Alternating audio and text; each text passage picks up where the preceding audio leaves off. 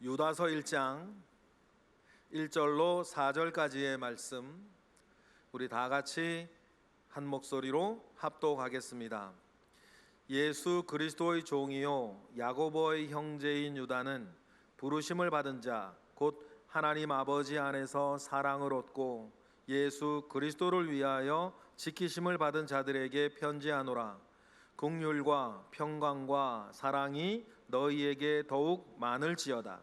사랑하는 자들아, 우리에게 일반으로 받은 구원에 관하여 내가 너희에게 편지하려던 생각이 간절하던 차에 성도에게 단번에 주신 믿음의 도를 위하여 힘써 싸우라는 편지로 너희를 권하여야 할 필요를 느꼈노니, 이는 가만히 들어온 사람 몇이 있음이라. 그들은 옛적부터 이 판결을 받기로 미리 기록된 자니 경건하지 아니하여 우리 하나님의 은혜를 도리어 방탕한 것으로 바꾸고 홀로 하나이신 주제 곧 우리 주 예수 그리스도를 부인하는 자니라. 아멘. 유다서 우리 이제부터 며칠간 묵상을 하게 될 것입니다. 맞추실 분이 있을까요? 있을 것 같은데, 성경 퀴즈는 한번 제가 내볼게요. 성경에서 여러분, 성경 66권 중에서 제일 짧은 성경이 뭔지 아세요? 뭘까요? 빌레몬서. 유다서 아니에요. 빌레몬서예요. 성경에서 그러면 두 번째로 짧은 책이 뭘까요? 빌레몬서 다음으로 짧은 책 요한 2서예요. 빌레몬 아니에요. 이거 뭐 유다 아니에요. 그러면 세 번째로 성경에서 짧은 책이 뭘까요? 요한 3서예요. 네 번째로 성경에서 짧은 책이 뭐냐면 오늘 읽는 유다서예요. 이거 좀 어려운 문제예요. 어려운 문제. 그래서 만약에 여러분, 저도 나중에 그런 꿈을 가지고 있는데, 내가 글쎄요, 성경 전체를 좀 암송하고 싶다, 66권 전체를 도전해 보시면 아마 치매 안 걸리실 것 같고,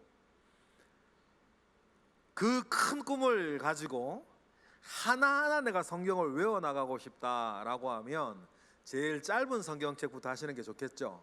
빌레몬서, 요한이서, 요한 3서, 그리고 네 번째 유다서예요. 저는 그런 꿈이 있어요. 옛날 우리 조상, 우리 선비들의 공부법은 다른 게 아니었고 외우는 것이었어요. 천자문에서부터 동몽성습으로 시작을 해서 전체 사서삼경, 사서오경, 최고가 어디냐면 중국어 역사책까지 외우는 거예요. 어떻게 외우겠어요? 그러니까 우리 사극 보면 늘 나오는 것처럼 앉아가지고 계속 읽는 거죠. 계속 반복해서 읽는 거예요. 그래서 이제 어떤 책을 보니까 전 세계에서 우리나라 성도들이 특히 다른 나라의 기독교인에 비해서 특히 잘하고 좋아하는 게 뭐냐면 성경 통독이래요. 성경 통독을 우리나라 사람들처럼 이렇게 많이 하는 나라가, 또 그걸 또 해야 된다고 생각하는 나라의 그리스도인이 별로 없답니다. 대부분 묵상하거나 이렇게 하는 건데, 우리나라 사람들이 왜 우리나라 사람들만 성경 통독에 그렇게 집중하려 할까? 그걸 보면 아마 이제 DNA가 있나 봐요. 이렇게 우리나라 사람들 옛날부터 활 잘 쏘는데 지금도 잘 쏘는 것처럼 뭐 외우는 것에 대해서 어떤 경전을 외우고 학문 서적을 외우는 공부법이 우리나라 사람들에게는 좀 많이 맞나 봐요. 그래서 저도 나중에 꿈을 가지고 있어요. 성경을 좀 외우고 싶다라고 하는 꿈 가지고 있는데, 그런 꿈 한번 꿔보세요. 몇 권까지 할런지 우리가 뭐 목표는 가지고 있으나 하나하나 해보시는데, 빌레몬서, 요한 3서, 요한이서, 유다서는 성경에서 네 번째로 짧은 책이에요. 유다서는 또 보면 신약 성경을 크게 네 가지로 나눠요. 사복음서가 있고, 그리고 바울 서신들이 있어요. 그리고는 신약 성경의 유일한 예언서가 하나 있죠. 요한계시록이 있고, 그 나머지 책을 뭐라 그러냐면 공동서신이라 그래요. 일반 서신이라 부르기도 하고 공동서신이라고 불러요. 그러니까 이제 신약 성경 27권은 복음서 4개,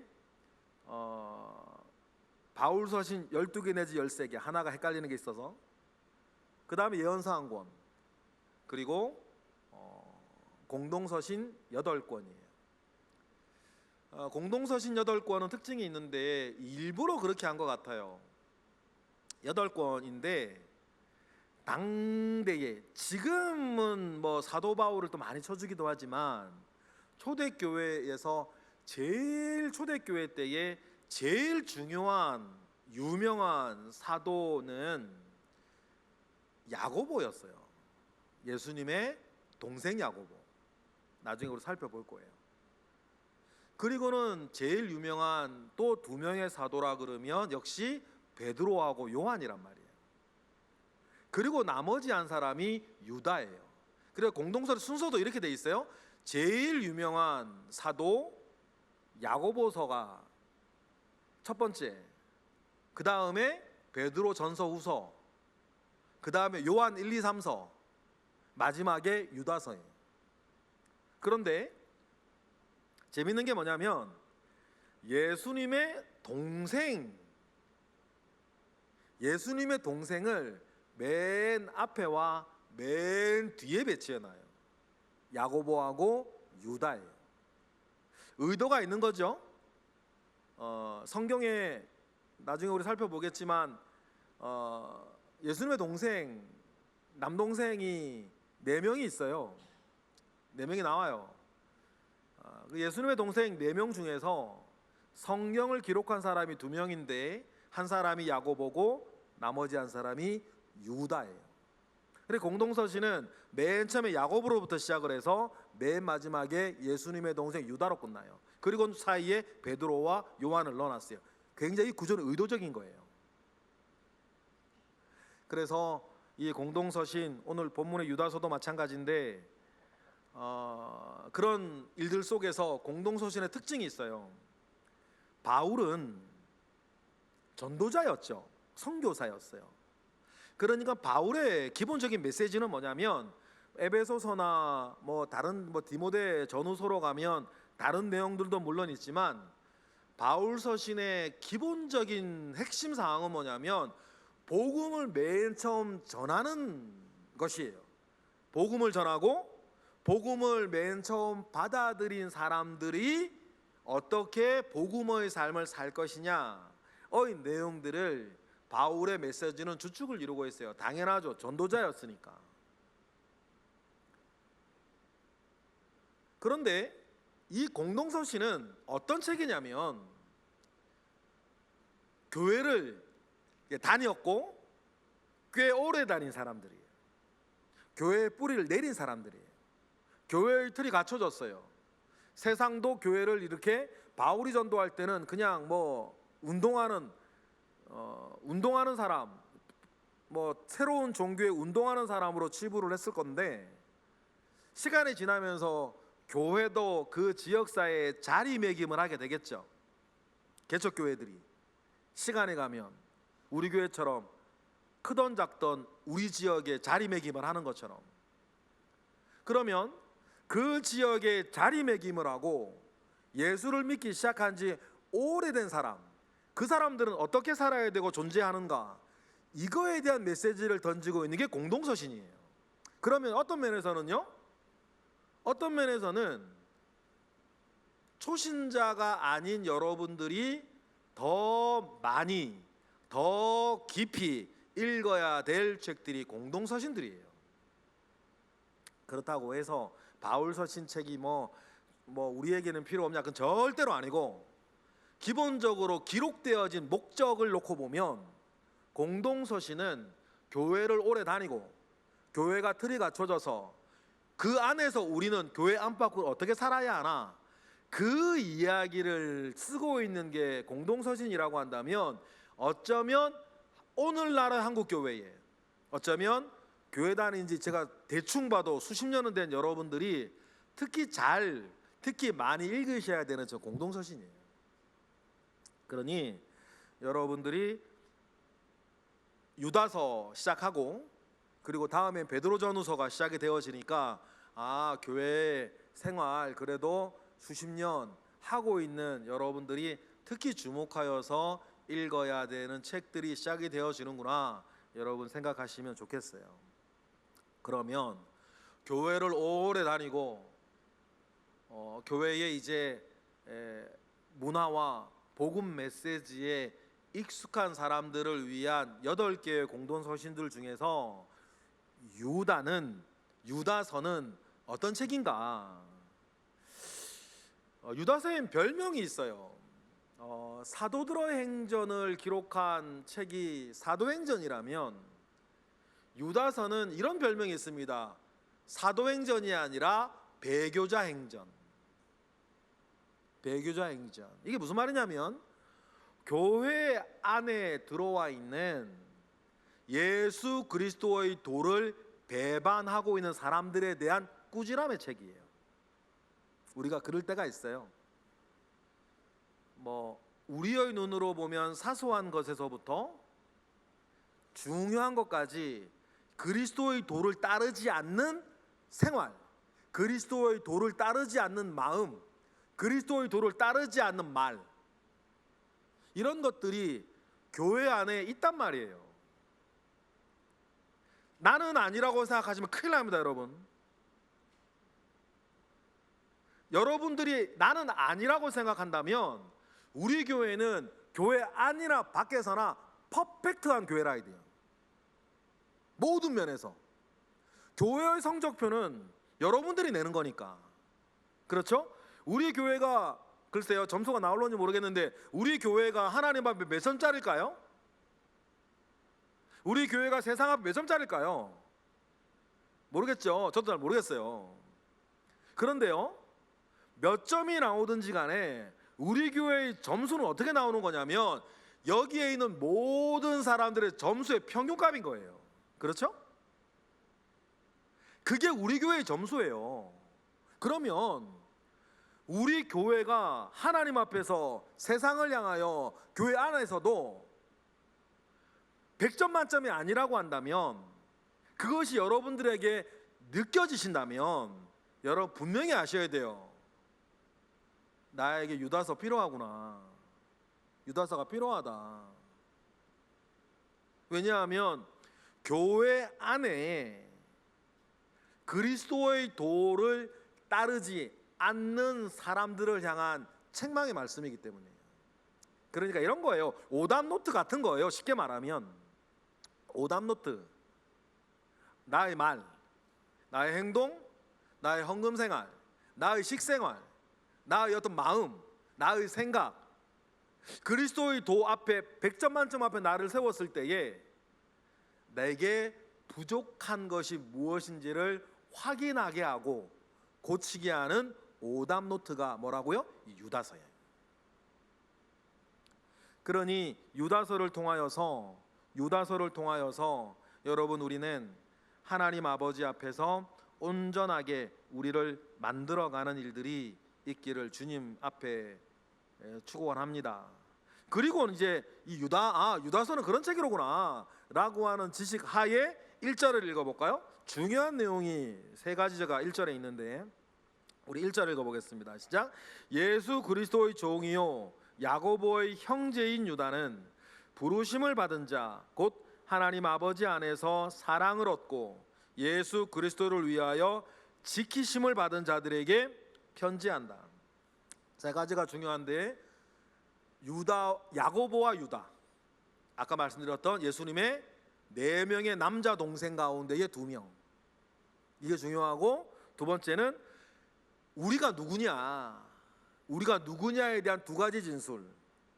하나님 아버지 안에서 사랑을 얻은 자, 바로 여러분들을 말해요. 이 내용을 살펴볼게요.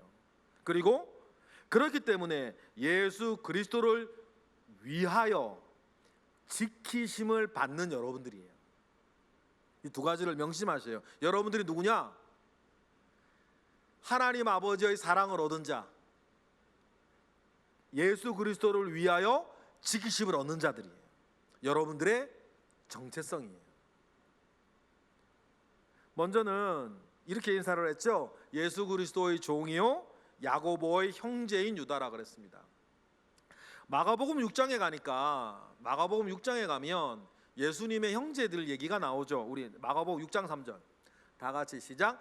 이 사람이, 예수님 말하는 거예요. 다 같이 시작. 이 사람이 마리아의 아들 목수가 아니냐, 야고보와 요셉과 유다와 시몬의 형제가 아니냐, 그 누이들이 우리와 함께 여기 있지 아니하냐 하고 예수를 배척하는 나사렛 사람들 이야기를 지금 읽은 거예요. 그러면 예수님의 여동생도 있었다 그랬는데 예수님의 여동생이 몇 명인지는 몰라요. 우리가 잘 모르는 일이고. 그런데 읽은 것 말씀 보니까 예수님에겐 4명의 형제들이 있었구나, 남동생들이 있었구나. 그 중에서 다른 2명은 우리가 잘 알 수가 없고 성경을 기록한 야고보와 유다 이렇게 있어요. 그런데요, 이 예수님의 남동생들은 뭐라 그럴까요? 예수님에게 상처 내지는 깊은 실망을 가지고 있는 사람들이었어요.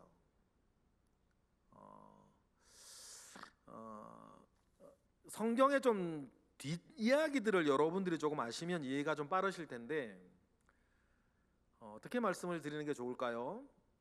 예수님 사역 요한복음에 보면 예수님이 사역 공생애를 시작하실 첫쯤에 가나에서 혼인잔치가 하나 있죠. 혼인잔치가 있었어요. 그런데 그때 예수님의 집은 나사렛이었고 좀 밑으로 조금 내려오면 가나란 말이에요. 가나란 다른 도시예요. 그런데 가나에 혼인잔치가 있는데 거기에 누가 있어요? 예수님의 어머니 마리아가 있단 말이에요. 아니, 가나의 혼인잔치에 어머니 마리아 거기 왜 있지? 친척집 결혼식은 아니야. 왜냐하면 예수님이 초대받아 갔거든요. 그 자리에. 예수님이 친척의 결혼식이면 초대받아 가지 않았겠죠? 그런데 그러면 자기 일가의 결혼식이 아닌데 마리아는 거기 왜 있을까? 예수님의 어머니 마리아는 거기 왜 있을까? 그런데 거기서 잔치에서 먹고 마시는 일을 한 것 같지는 않아요. 왜 그러냐면 포도주가 떨어졌다는 걸 알아. 그럼 뭐 했다는 거예요? 거기서 일을 했다는 거예요. 보세요. 할머니예요. 이제 보면 예수님의 공생애가 뭐 30살부터 시작했다고 치면 지금처럼 여러분들처럼 이렇게 60이 돼도 70이 돼도 아줌마 같은 시대는 아니었죠. 저도 기억나요. 어렸을 때 환갑잔치하는 할머니들은 꼬부랑이 할머니였단 말이에요. 그러면 예수님이 30살 때에 공생애를 시작하실 즈음에 마리아의 정확한 나이가 몇 살인지 우리가 알 수는 없는데 50 넘은 60다 돼가는 할머니였을 거란 말이야. 그런데 그 마리아가 어떻게 하는 거예요? 남의 집 잔치에 일해주러 가는 거예요. 어떤 집안이라는 거예요? 되게 가난한 집안이라는 거예요. 가난할 수밖에 없었던 그 좀 배경이 좀 있어요. 배경이 좀 있어요. 시간 관계에서 말씀을 드릴 수는 없고, 그러니까 이제 아버지 요셉이 일찍 돌아가시고 집이 매우 가난했어요. 할머니가 되어서도 남의 집에 파출부처럼 일하러 가야만 먹고 사는 그런 가난한 집안이었단 말이에요. 그런데 그렇게 되면 누가 중요해요? 그렇다면 누가 중요해져? 그 집안에서 장남이 중요해지는 거 아니에요? 그죠? 장남이 중요한 거예요. 아버지가 안 계시고 늙은 어머니 파출부로 막 일 다니시면 그 집안은 누가 책임을 져야 되는 거예요? 장남인 예수님이 책임을 져야 되는 거예요. 그런데 예수님이 공생애를 시작하시면서 이렇게 가정을 책임지질 않는 거지, 경제적으로. 그래서 이 동생들이 좀 화가 났었나 봐요. 그래서 동생들이 다음과 같이 말하는데, 두 가지 성경 두 절을 읽을 텐데 있는 그대로 읽지 마시고, 동생들이 지금 예수님께 되게 화가 나 있다, 상처를 받고 실망하고 화가 나 있다 라고 하는 마음으로 한번 다음 절 읽어보실래요? 마가복음 7장 3, 4절. 동생들이 예수님께 하는 말이에요. 다 같이 시작. 바리새인들과 모든 유대인들은, 이거 맞나요? 이 말씀 맞나? 장로들의 전통을 지키어 손을 잘 씻지 않고서는 음식을 먹지 아니하며. 다음 4절. 이거 아닌데? 잠깐만요. 마가복음 7장 5절은 뭐예요? 요한복음이 아니라 마가복음. 그렇죠. 요한복음으로 떼어져 보실래요? 요한복음 7장 이거네요. 읽어보실까요? 요한복음 7장 3, 4절 다 같이 시작. 이거 다시 읽기 전에 예수님의 동생들이에요, 형제들이. 보세요, 읽어보실까요? 시작. 그 형제들이 예수께 이르되 당신이 행하는 일들을 제자들도 보게 여기를 떠나 유대로 가소서. 스스로 나타나기를 구하면서 묻혀서 일하는 사람이 없나니 이 일을 행하려 하거든 자신을 세상에 나타내소서라고 동생들이 예수님께 지금 형 장남한테 이야기하는 건데, 이거를 빨리 가서 공생에 하나님의 사역 하시란 얘기인데, 이걸 고지고대로 읽으시면 안 되고, 제 동생들이 지금 예수님께 화가 난 거예요. 스스로 세상에 자기를 나타내려고 하는 사람이 왔다 갔다 하지 말고 가로 열고 차라리 유대로 가서 뭐 하라는 거예요? 그냥 종교생활 하라, 종교운동 하라는 거예요. 화가 난 거예요. 왜 화가 났을까요? 늙은 어머니는 남의 집 일 다니면서 뭐 고래 돈 벌고 있는데, 장남인 예수는 뭐 하는지 모르겠어. 유대 왔다 갔다 하면서 패거리 끌고 다니면서. 그래서 차라리 유대로 가라, 여기서 얼쩡거리지 말고, 그 얘기를 동생들이 지금 하고 있는 거거든. 왜 이런 얘기를 했을까요? 요한복음 7장 5절에 보니까, 다 같이 읽어볼까요? 시작. 이는 그 형제들까지도 예수를 믿지 않고 있는 거예요. 예수를 메시아로 믿지 않았어요. 그렇죠? 그러니까 예수님이 나중에 공생애 시작하실 때에 얼마나 답답했는지, 마리아가 여동생을 줄줄이 데리고 와가지고는 방에 들어가지는 못하고 예수님 설교하시는 곳에서 사람들 지켜서 우리들이 왔다고 전해달라 그러니까, 그 사람이 들어가서 예수님께 밖에 어머니와 가족들이 왔습니다 얘기하니까 예수님 뭐라 그러세요? 들어오라 그래라, 그렇게 안 하시죠? 누가 내 어머니요, 누가 나의 가족들이냐? 여기에 있는 이 사람들이 내 어머니요, 내 가족들이라, 형제들이라. 주님 그렇게 말씀할 정도였어요. 그러니까 마리아나 형제들은 예수님께서 사역하실 때에는 예수를 그리스도라, 예수를 메시아라 믿지 않았어요. 믿지 않은 가장 큰 이유는 이거겠죠. 여러분, 누구나 예수 잘 믿으려면, 누구나 신앙생활 더 잘하려면 넘어야 할 허들이 하나씩 있습니다. 허들이 있어요. 그 허들 못 넘고 예수 믿거나, 그 허들 못 넘고 신앙생활 할 수는 없어요. 어떤 사람은 그게 상처일 수도 있고, 어떤 사람은 그게 돈일 수도 있고, 어떤 사람은 그게 건강이나 가족이나 누구 뭐일 수 있는데, 여러분 분명히 명심하셔야 돼요. 예수를 믿으려면 허들 하나를 넘으셔야 돼요. 또 신앙생활 잘 하시려면 허들 하나를 넘으셔야 된다고. 그거 안 넘고 뭐 신앙생활 잘 하려고 하는 건 뭐 밥 안 먹고 배부르겠다는 얘기거든. 예수님의 동생들한테도 그런 허들 하나가 있었는데, 그게 뭐예요? 어머니 고생시키고 가정 경제 책임지지 않는 그 장남이랐단 말이에요. 그러면 하나님의 큰 일을 생각해 보십시다. 예수님이 그래서 가정 경제 살피시면 구원은 우리는 어떻게 받아? 복음은 어떻게 전해지고? 무슨 말 아시겠죠? 그러면 예수님은 마냥 즐거우셨을까? 예수님도 마찬가지. 자신의 공생애를 예수님이 담당하시려면 예수님도 허들 하나 넘으셔야 되는 거예요. 그러니 여러분, 우리가 믿음의 그릇 안에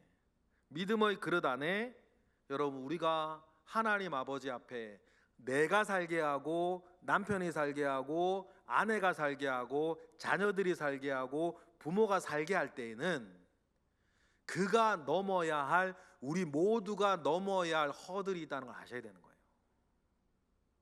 그걸 인정해 주셔야 돼.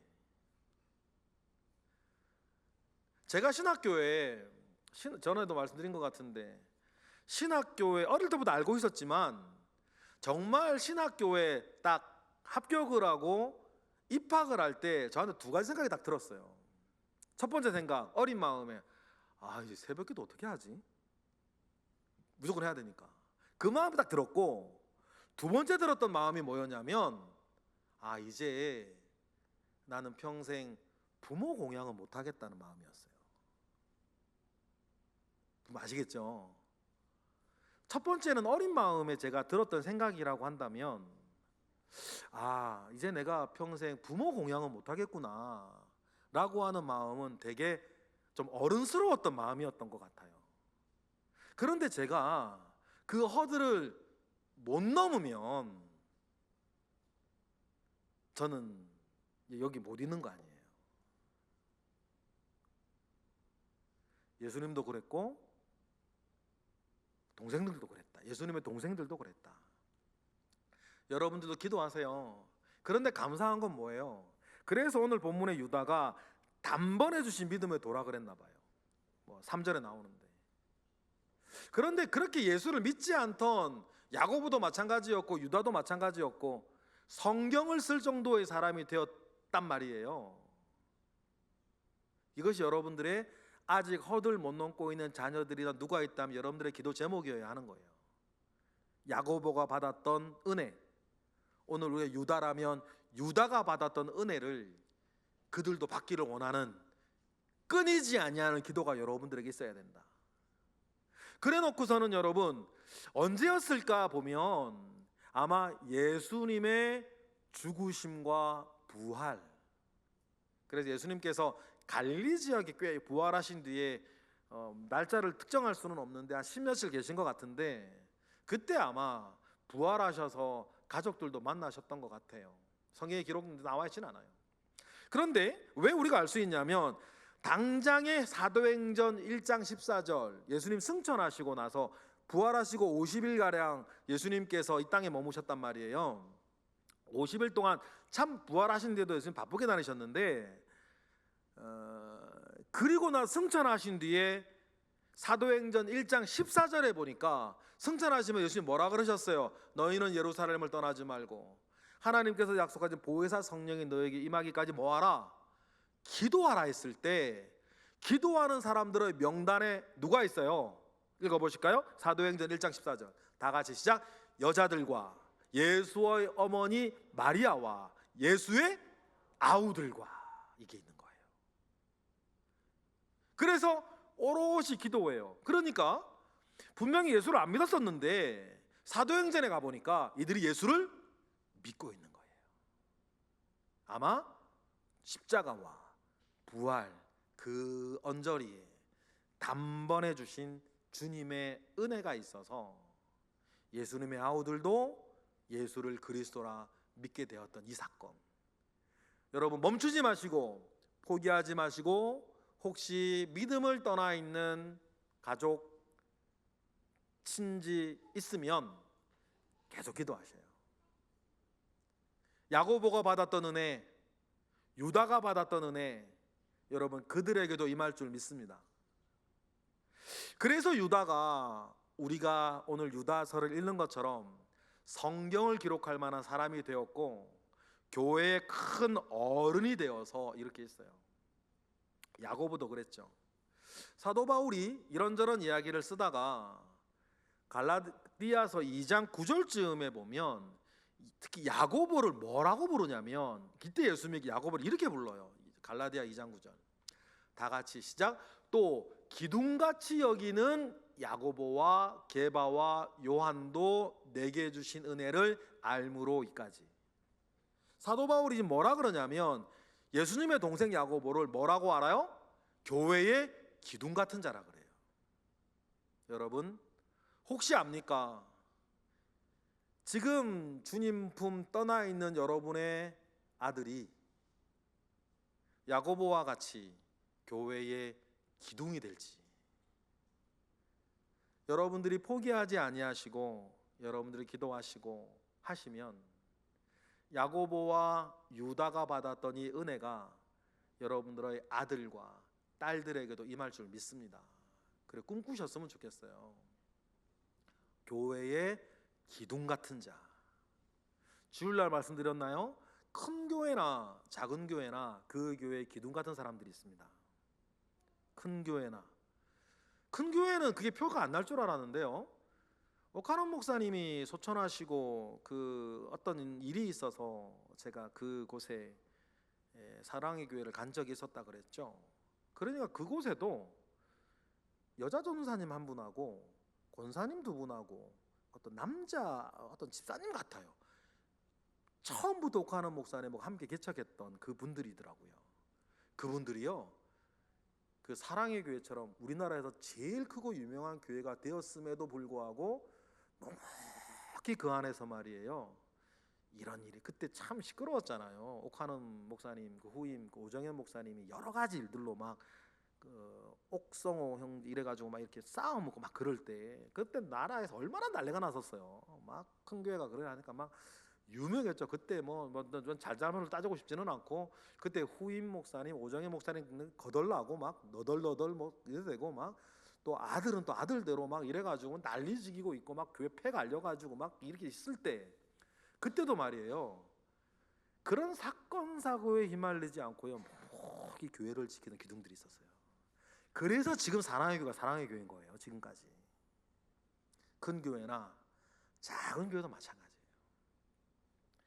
여러분, 일단 여러분들은 둘째치고 여러분의 자녀들이 우리 교회였으면 더 좋겠고 다른 교회에서라도 교회의 기둥되는 교회의 기둥 같은 자들이 되었으면 좋겠습니다.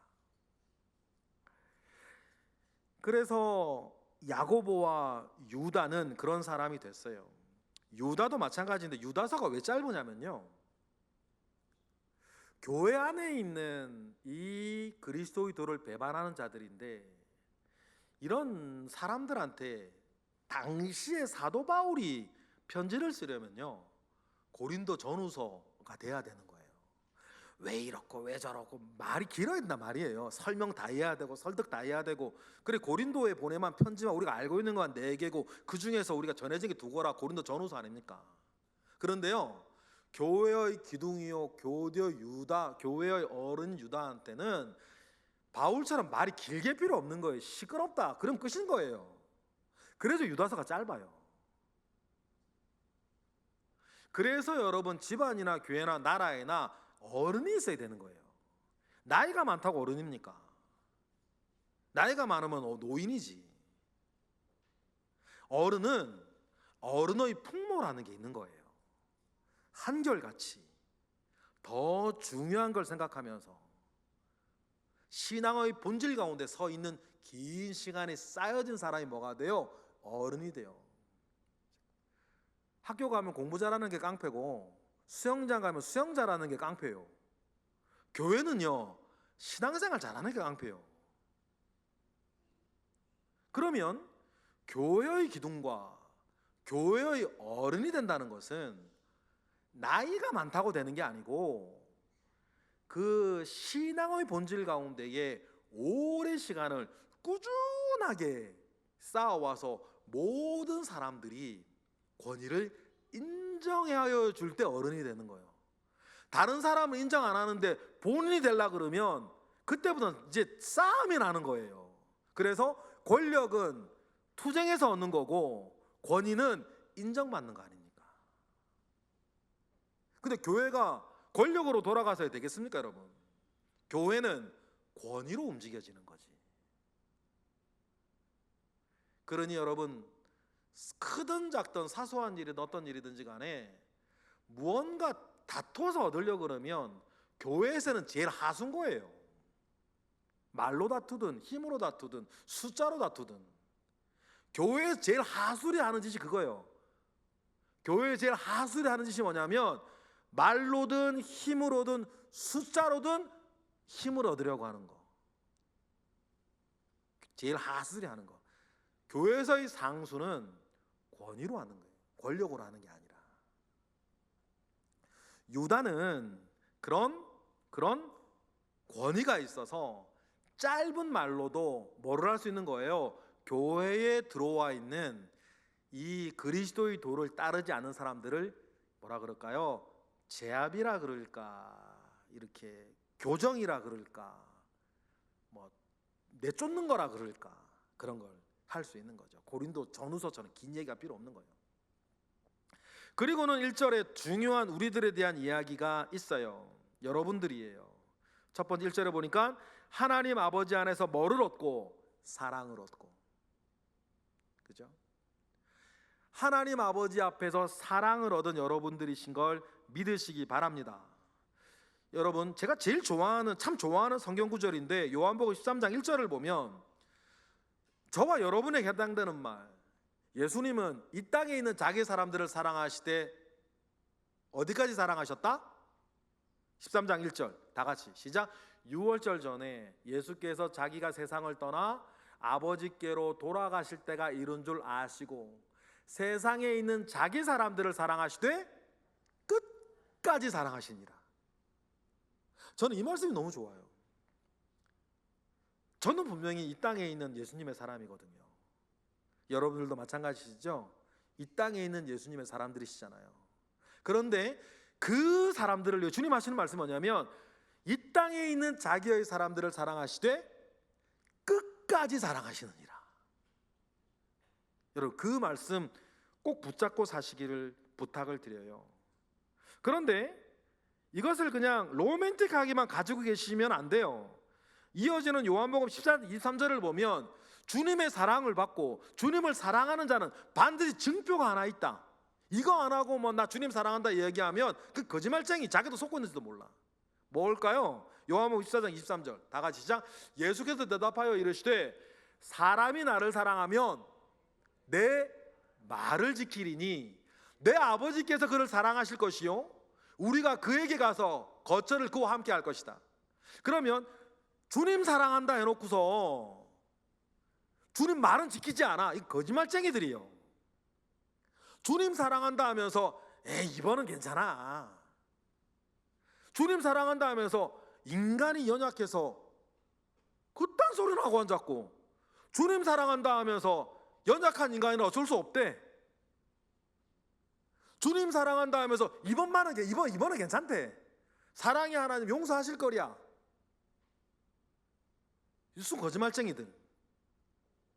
나를 사랑하는 자는 내 말을 지키고 내 말을 지키는 자는 하나님 그를 사랑하시나니.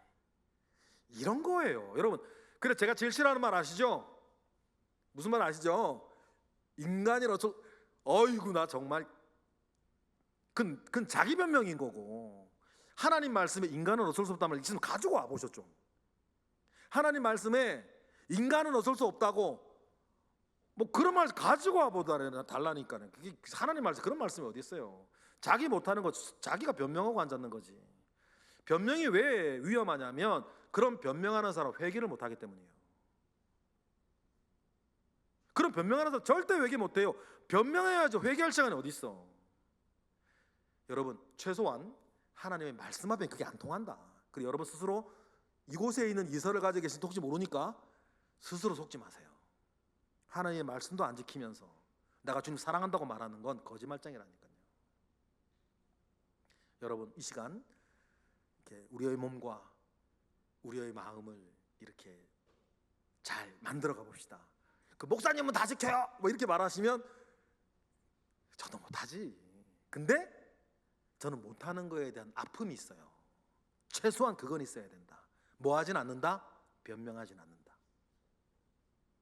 무슨 말씀인지 아시겠죠? 그게 있어야 되는 거죠. 그리고 두 번째 1절 다시 한번 띄워주실래요?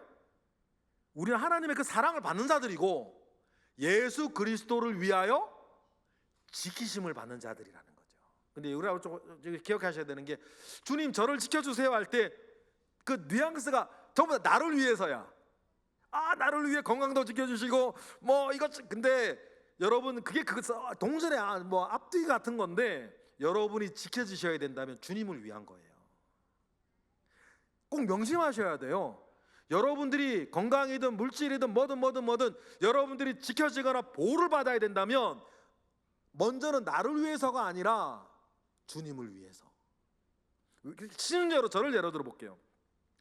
제가 영적으로나 육적으로나 여지없이 무너지면 그게 주님의 욕이 됩니까?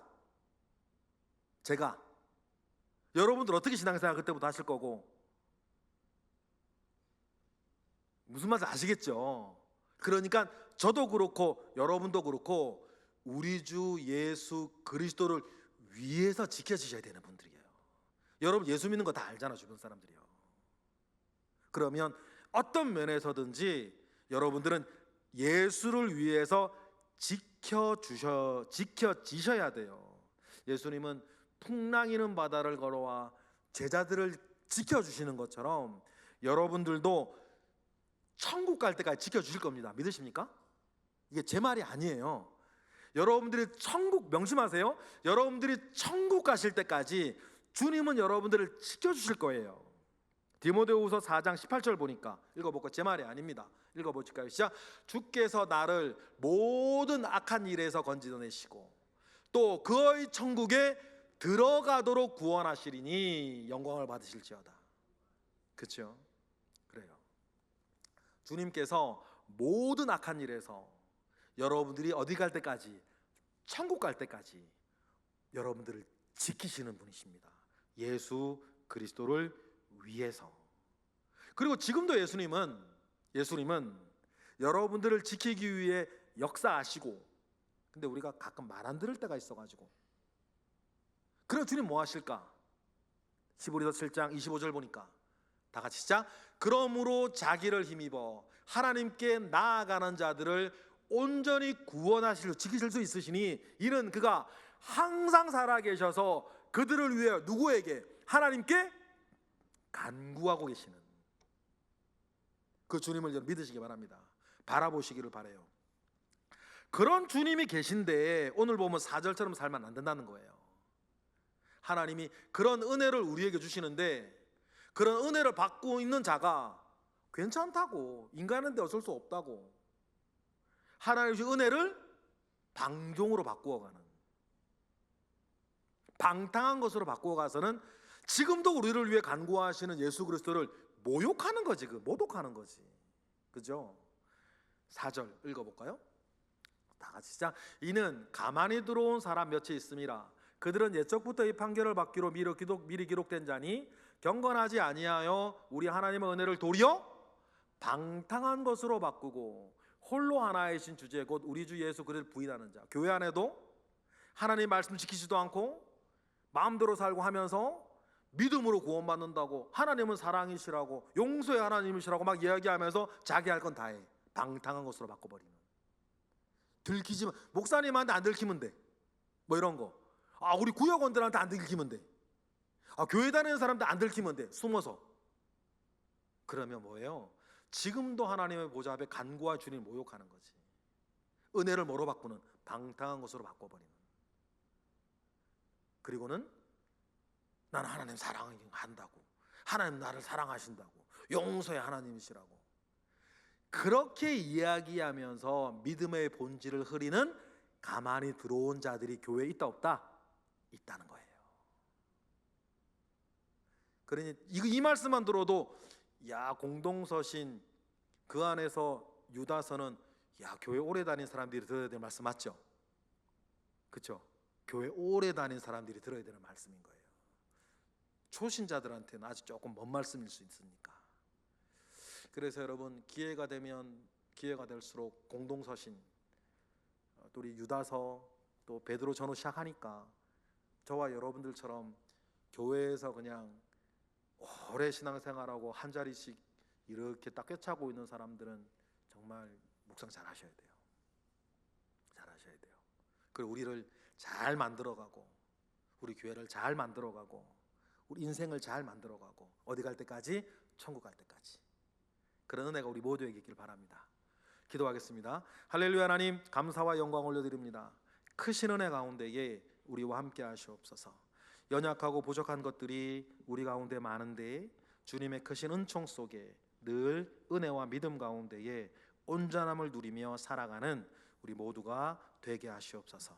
예수 그리스도의 이름으로 기도드렸나이다. 아멘.